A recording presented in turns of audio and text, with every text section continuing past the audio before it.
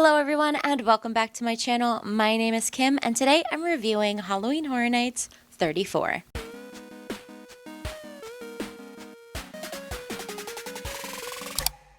Okay, so I'm going to be real with you all. I sat down to write a script for this video for like 5 days straight and I just could not get anything to come to my brain. So if this video seems a little bit more rambly and a little bit more disorganized than usual, that is why. I do have some notes that I've taken instead that I'm just gonna sort of reference throughout this video, and hopefully through the magic of editing I can cobble together something worth watching. So yeah, sorry about that in advance.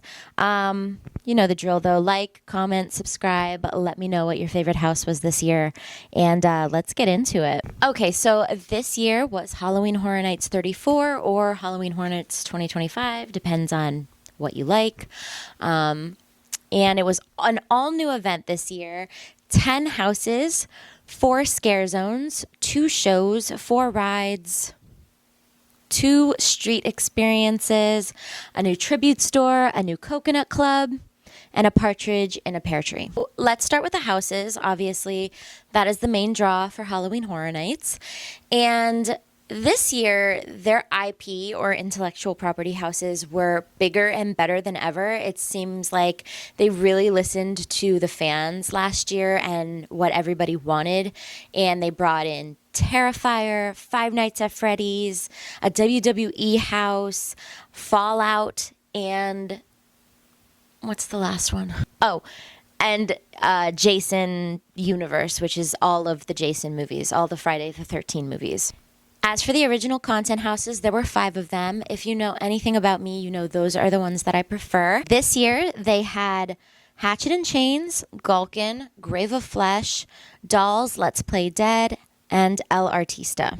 I was really split on my opinion this year, and it's very interesting because usually for me it goes, it depends on the run of the house, or it depends on the time of night, which cast you get. There's a lot of factors that go into what a good house is. This year was very interesting to me because the houses that I like, I really like. And the houses that I didn't like, I really didn't like. And it's basically split right down the middle. So here is my ranking. I'll put it up on the screen right now so you guys can just get an idea. Now that you guys know what my rankings are, let me try to explain the top 3 and the bottom 3. Because honestly, those are the ones that are just the most important. Number 1 on my list this year was Jason. To me, surprise sleeper hit.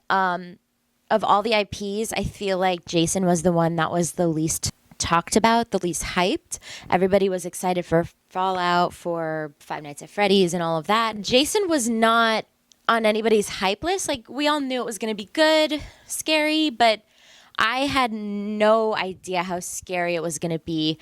The Jasons in that house, the guys who work the house and are obviously playing the Jasons, are so aggressive and so in your face and so scary. It's in the Fast and Furious queue, which means that it's split into 2 parts. So you're walking through the summer camp in the first part, and Jason is, you know, everywhere, killing all the camp counselors. And then you get to the second part of the house, and it's just like a long, narrow hallway with Jasons popping out on either side in a strobe light and the bushes, and you're just like walking through the house like, please don't kill me. And they're so close to you because it really is just a very long hallway. And honestly, it's just a very scary house. It was really, really well done. And honestly, I wouldn't normally put it at the front, but I just think that the people, the guys in that house, they nailed it. Every single time I went through that house, it was great, and so it has to be my number 1 house. I'm so sorry. It's so good. It was so good. My number 2 house was an original content house called Hatchet and Chains. Now, Hatchet and Chains was featured in Slaughter Cinema 2 last year in 2024. Hatchet and Chains was just a small room within the Slaughter Cinema universe. It's demon bounty hunters, Hatchet and Chains. They're the demon bounty hunters. And it's Western themed, which I thought was absolutely amazing. I begged well, I didn't beg on Twitter. I asked on Twitter last year, like as soon as I went through Slaughter Cinema the first time, I tweeted, I need Hatchet and Chains to be its own house. And I really, really enjoyed that house a lot. It was perfectly replicated old Western town. There was like a railroad. There was a projection of a railroad. Hatchet and Chains were like, you know, wrangling some demons, and there were demons popping out everywhere. At one point, I went through the house, and I was like the first one. Totally terrifying. It was just so good. The one thing I would say is that there was not enough Hatchet and Chains in the Hatchet and Chains house. I think you could only see them twice in the house physically, and then maybe once on the projections. But yeah, not enough Hatchet and Chains for the Hatchet and Chains house. But otherwise, great house, great puppetry. There's 2 puppets in the house. There's a demon horse, and then at the end there's just like a big old demon head. Lot of puppets this year, by the way.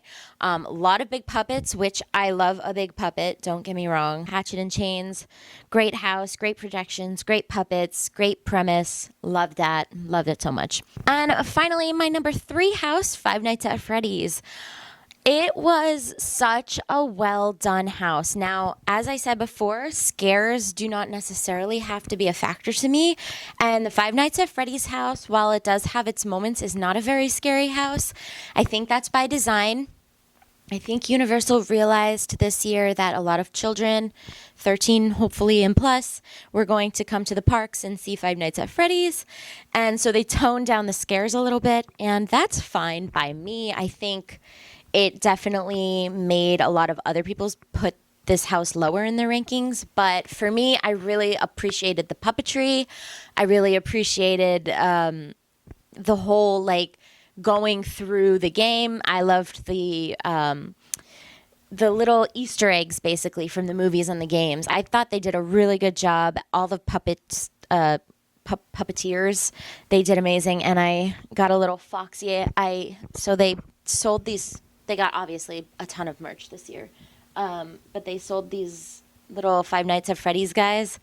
I am printed on this guy, Foxy. He's so incredibly cute. I'm so sorry, but like, look how cute he is. And I found out after the fact that his eye glows. So he just sits up here, and then I went to bed the first night that I had him, and I just saw his eye glowing in the dark. It was really creepy. Anyway, Five Nights at Freddy's house was very, very good. Puppets were amazing. The animatronics were amazing. The only downside to that house was timing is everything. If you go in at the wrong time, you'll see the puppets going back into their position instead of jumping out at you, because they have like a reset period. So that's the one downside to that house, is because it's so much puppetry. There's a lot of like downtime between the scares. So now I will talk about the bottom 3, starting with the very, very last place, Fallout. Now, I never watched the show. I never played the games. I like the soundtrack. But I went into this hoping for almost like a 1950s kind of vibe. Not what I got at all. That's probably on me for not knowing the source material. I felt like there wasn't a lot of good scares. I felt there was a lot of like empty space. And then also, I never got scared. Like, I went through that house 3 or 4 times, and I just never had a good run in that house. So unfortunately, Fallout, I wanted to like you. I wanted to love you, but you are in last place. I'm so sorry. The second to last place was Grave of Flesh. This is an original concept house where you go underground, and there are skeletons and rat creatures and zombies, I guess, just kind of popping out at you. I don't like that kind of house. I don't like a brown house with no story. I'm sure there's a story, but like a non-obvious story, where just random creatures are popping out. The people that work in that house doing a fantastic job. I just wasn't a fan of it. It was a boring, kind of confusing house to me, so not a huge fan of Grave of Flesh. Finally, my third to last place was the Wyatt Six house. So Wyatt Six was good if you are a wrestling fan. I can imagine that if you are a fan of the WWE or Bray Wyatt, who came up with this whole thing, or any of the characters or whatever, if you are interested, I'm sure you would love this house. I don't care for wrestling. I don't care for any of it. I went in with an open mind.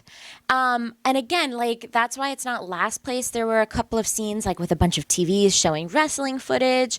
There was a couple good scares. Like, thematically, like, I could see what was happening and, like, put it together. But I think there were a lot of, like, Easter eggs and a lot of story, and none of it was for me. And that's okay. I appreciate that it was for someone. Not everything is for me, and that's fine. Okay, so now let's talk about the 4 scare zones. First, we had the Origin of Horror, which is at the very front of the park. They had all of these statues of all of the IP, like, icons, I guess. There was like a chainsaw and a bird on stilts, and I'm kind of sad about the Origins of Horror scare zone. I wanted to have characters from the houses and from the other scare zones in that scare zone, which is what it usually is. They kind of just made it a photo op for all of the statues, which was kind of a letdown. And then obviously the random, like, chainsaw, which chainsaws are scary, but, like, in a scare zone that uninteresting, throwing in a chainsaw doesn't make it better. But yeah, so wasn't a fan of Origins of Horror, but over in the New York section, there was the Toxic 20s. That was a great scare zone. 1920s, toxic spill all over the city. The townspeople are going crazy. They're becoming zombies. The slime is making people go crazy. There was little vignettes all throughout the scare zone, like little stages that people would go up on, and they would do like a little monologue or a little skit with each other, and then, you know, something, they would get terrorized by the slime or whatever. So I really liked the little vignettes. The last 2 scare zones were on the other side of the park. So in the Hollywood section, you had the Masquerade Dance with Death. It's like a 1800s like French masquerade ball that gets taken over by vampires, and it's all very, like, everybody's wearing the, like, Marie Antoinette, like, gowns and hair, and it was so good. I really, really enjoyed that scare zone a lot. And then finally, the Cat Lady of Crooked Lane. I absolutely loved that scare zone. Favorite scare zone. I love that it was vintage Halloween. I love the story of the cat lady turning the children into cats and then feeding them other children. Like, and then I love that at the end of the scare zone, which stretched all the way past the usual Central Park area, at the end was the cat lady's house, and she put on 2 different shows, one where she turns one of the kids into a cat and one where she cuts up one of the kids to feed to the cats. I just love that scare zone so much. I don't know how they're ever going to top that. Now, moving on to the shows. We had 2 shows this year. I'm so happy that they brought back the Lagoon show because we desperately needed another show. So obviously we had Nightmare Fuel, which was the same old acrobatics, fire, dancing, scantily clad people, the works. I'm really hoping that they... I'm not going to get into it. No, you know what I am? This is my video. I need them to get a new show in that area. Nightmare Fuel is the same show every single year. I don't need them to bring back Bill and Ted anymore, okay? I'm over it. It's gone. It's fine. But, like, would it kill them to bring back another, like, SNL-style show? Or even just, like a Scooby-Doo, like an adult Scooby-Doo situation? Like... I just don't, I guess you would probably need the rights to that. But still, you know what I mean? Like a murder mystery. Like nothing too convoluted because half the people in the audience would be drunk. But it would be like really nice to not have just like fire and dancing and acrobats. That's not to say that the people who do Nightmare Fuel aren't extraordinarily talented. Like they are amazing. This is no shade to them. I'm just like, can we have something different? It's been, 5 years of this? Let's move on. It's enough. It's enough. Next year... new show, Universal. I know you watch my videos. We'll get to that in a minute. The second show was Hauntophonic, which was on the Lagoon, water show, songs. animation. It was so cute, so good. I loved it a lot. I'm really glad that they brought back the Lagoon Show, and I hope that they continue to have the Lagoon Show throughout because it's just a nice reprieve. It's just a nice something else to do outside of the scare zones and the houses, which the house lines this year were insane every single night, even on Wednesdays. Wednesdays, Thursdays used to be slow nights. Not anymore, not this year. This year, it was crazier than ever, and I'm so glad I had an express pass. So now I'm just going to move on to the things that I really liked. Kind of breeze through these real quick. This year, outside of Mel's, they had zombie diner workers, basically. Some of them were on skates. Some of them just walked around with trays. Oh my God, they were so cute. And they was playing like 50s doo-wop as, you know, throughout the whole night. And these zombies were so good. I loved them so much. And obviously the Mel's Die-In sign is classic. I love the new Stay and Scream that they did this year. This year they finally brought the wristbands. So you would get your ticket scanned, you'd get a wristband, and then when the park closed, security would do a sweep. They'd ask to see your wristbands, and it was such a breeze. I absolutely love that. I hope it really worked out for all of Universal this year because I want them to continue doing that forever. Deathly Afraid necklace, controversial, I know, but I actually really like that they have that option this year. A lot of haunts around the nation already had the Deathly Afraid necklace. It's this necklace that you wear it and in the scare zones, nobody bothers you. They obviously rolled it out this year because they knew they were going to have a lot of children with Five Nights at Freddy's walking around. And in case you didn't want to get scared, they could wear that necklace. I didn't see a ton of them, but I did see some. And honestly, look, no shame. If you need to wear that necklace to go to the park and enjoy yourself, no shame. I think they're great. I think they're fine. Roaming Art the Clown. He was so funny. We had one experience with him where we were sitting in Finnegan's and my friend's dad had his back to the booth and Art walked up behind him and scared the crap out of him. Oh my God, it was so great. We do not have footage of it because it was so random. We didn't know he came into Finnegan's. It was the first night. That's kind of where he's hanging out a lot, is like in the Finnegan's area. So if you're looking for him, do check Finnegan's in the restaurant. He's probably in there. But don't crowd him. Be normal. It's the new Coconut Club, the new Dead Coconut Club. Ooh, loved it so much. It's themed like a sorority, a witches sorority, like a college sorority.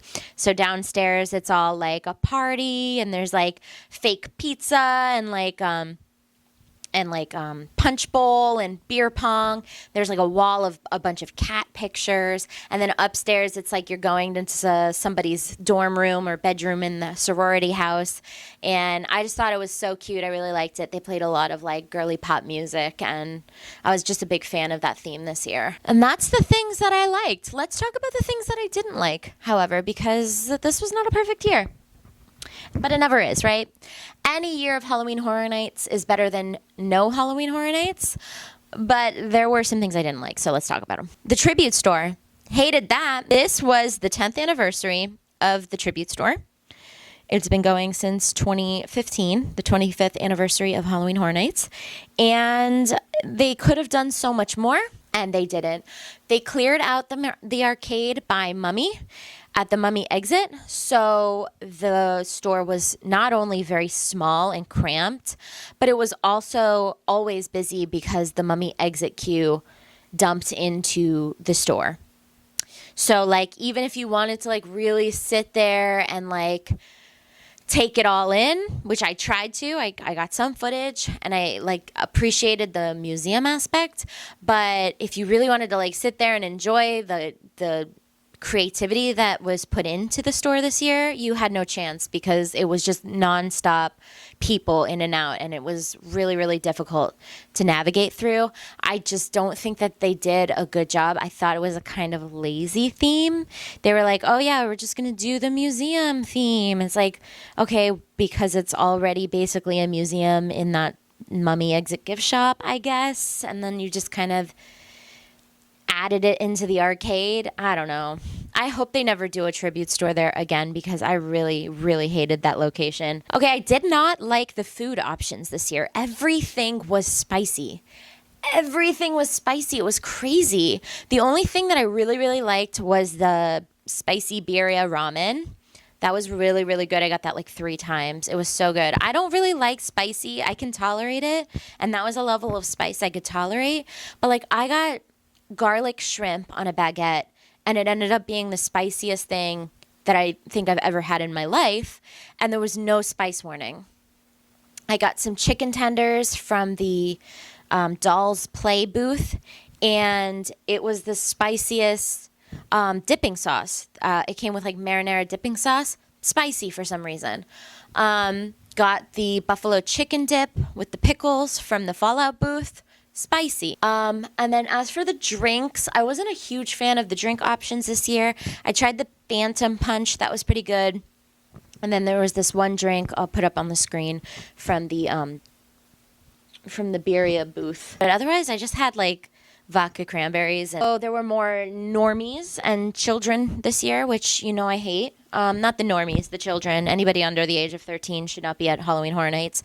And yeah, I don't know. I think I went 14 was my first year. A lot more, so many babies. I saw a lot of babies. Saw a lot of dogs, obviously service dogs, but like. And finally, I didn't like the merch this year. I think this is the only guy that I bought. This is the only thing. And honestly, I could have got that at, Hot Topic or something, I'm sure. But yeah, I wasn't a fan of any of the merch this year, which is why I'm just wearing this generic Halloween sweatshirt because I didn't buy anything. I didn't buy any of the merch. So this final section of the video is called the continued attractions of Halloween Horror Nights, because last year I did release a video up here somewhere called the discontinued attractions of Halloween Horror Nights, and obviously it did pretty well in terms of my videos. I think it's got over 2,000 views, which is better than most of my videos get. So check it out if you haven't. And I think somebody in Universal Creative might have watched it. I don't know. Hi, if you're a fan. Hi, Universal Creative. Take these notes and do better next year. No, I'm just kidding. But they did bring back some of the attractions from last year that I said were discontinued. So egg on my face. First and foremost, Club Horror. That's the little dance party that's happening in the San Francisco area. Last year I did say. Number 2, dance parties. Now, I don't know where they would put them these days, as space is kind of limited, especially on the busier nights. But there used to be little sections of the park where people could just go and dance for a bit. I think they even turned Monsters Cafe into a nightclub at one point. It's a bit out of character for the event, but I think having a place to blow off energy between long lines could be fun. Bring those back.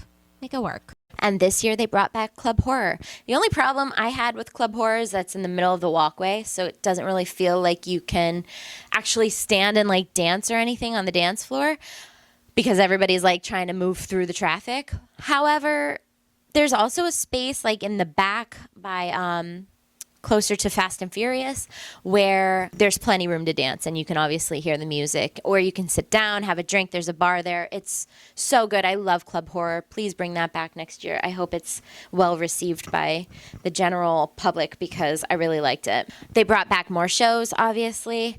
They also brought back blood bags, kind of. It wasn't alcoholic, but there is one blood bag at the Fallout booth called Radaway Bag. I don't know. I didn't see the movie, television show, whatever. But yeah, so they brought that back. I did not try it because it was a mocktail. I'm like not spending all that money on a mocktail, but getting closer, right? Maybe this means next year we'll get some alcohol back in the blood bags, but for now it's a good start. I'm taking it as a win. And finally, a scavenger hunt. So last year in the video, I talked about which allowed guests the Legendary Truth and the collective and the kind of scavenger hunts they used to do around the park. They brought that back kind of this year. So I think it was originally supposed to be different places around the park. You go up, you scan your phone, and then you go and you collect these trading cards. My theory is that they ran out of time for the technology and opted to do 1 week at a time with the trading cards because there's only one boop station to like boop your phone, and then you just go to the Five and Dime and you pick up your card at the Five and Dime.